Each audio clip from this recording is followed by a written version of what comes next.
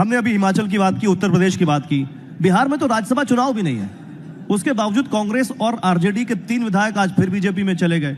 ये भगदड़ क्यों मची हुई है? इनफैक्ट मैं तो ये कहूंगी, ये आप एक्चुअली ये सवाल ही आप गलत पूछ रहे हैं। सवाल इट ऑलमोस्ट सीम्स कि जिसके विधायक जा रहे हैं उसकी गलती है। सवाल तो भारतीय जनता पार्टी से पूछिए, विधायक क्यों खरीद रहे हैं, करोड़ों रुपए क्यों लगा रहे हैं, ईडी सीबीआई को दूसरी पार्टियों के पीछे क्यों छोड़ रहे हैं, इंडिया गठबंधन के हर पार्टी के हर नेता के पीछे अपनी ईडी सीबीआई क्यों छोड़ दी है, और जब वो विपक्ष के नेता आपकी पार्टी में आ जाते हैं तो क्यों सीबीआई ईडी के केस बंद हो जाते हैं, क्यों छगन भुजबल की फाइल गायब हो जाती है, क्यों अजीत पवार का केस बंद हो जाता है, क्यों हेमंत बिस्वा शर्मा के स्कैम खत्म हो जाते हैं। तो सवाल तो आपको भारतीय जनता पार्टी से पूछना पड़ेगा।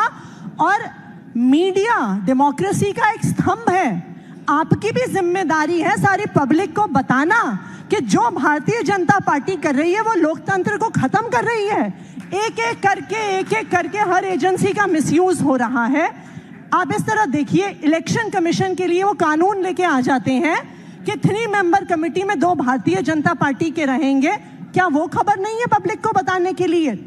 जो सीएजी का ऑडिटर आयुष्मान भारत का स्कैम दिखाता है, उसको पेपर पे लेके आता है, उसका अगले दिन ट्रांसफर हो जाता है, क्या ये लोकतंत्र का हनन नहीं है?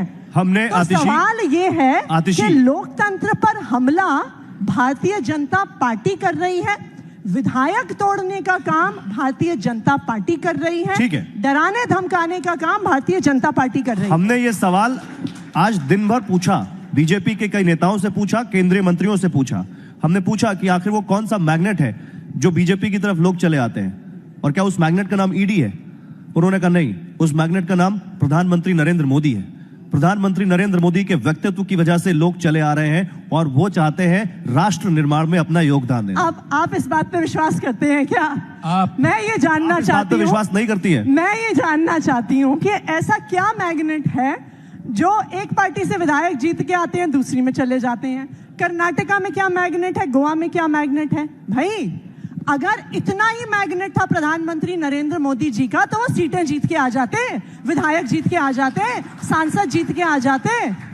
उनको अगर 400 पार करने का इतना कॉन्फिडेंस है तो क्यों सारे विपक्षी नेताओं के पीछे ईडी छोड़ी हुई है, क्यों सबके पीछे सीबीआई छोड़ी हुई है?